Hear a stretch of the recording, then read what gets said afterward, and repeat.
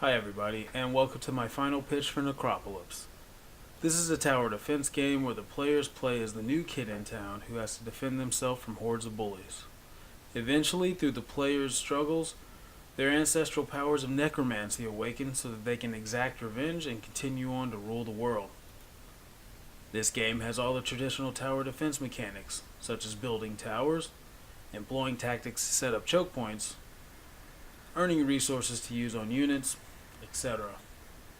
Other mechanics include upgrading those units to defend against stronger and faster opponents, also more of those opponents.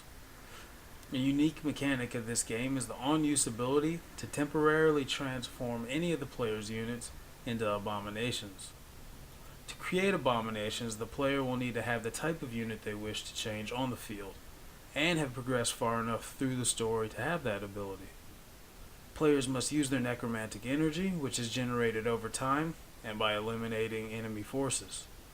Upon using the Create Abomination ability, the player has the option to temporarily upgrade a maxed out unit into special abominations. If the player has no maxed out units, they must first level some up with their necromancy powers. These units at their base levels consist of dogs, snakes, humans, mud pits, nets, tripwires, assault towers, and support towers. Here's a glimpse of what I envision these units to turn into when they become abominations. For example, when the dogs are transformed, they would gain something like Necrotic Bite, which would be a normal bite that would now apply a dot.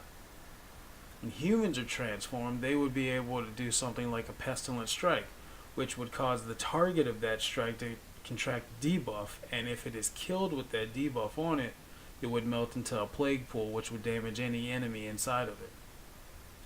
The towers would do things like extend the duration of the abominations in the area for the support towers, and the assault towers would do splash damage, which would apply either the pestilent debuff or the necrotic debuff. The game is played out in real time with droves of enemies marching towards the player's fort. It's up to the player to slow and in most cases stop the enemy's onslaught by launching their own troops from their fort to the specific points on the map, or by placing them strategically on the map. The protagonists of the game are the player and their units. The antagonists start off as bullies and evolve into town people, paramilitary, military, and eventually other countries' militaries. Of course, there will be several play modes, easy, normal, and difficult for each of the 20 levels I'd like to see implemented, as well as endless mode to some of those stages.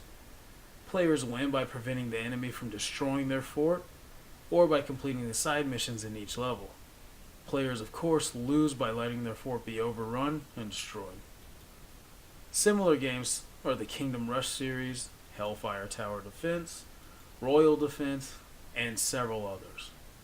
Potential risk would be that the amount of levels on each level on the game sounds good at 20, but it's going to be pretty hard to implement 20, so we'll see.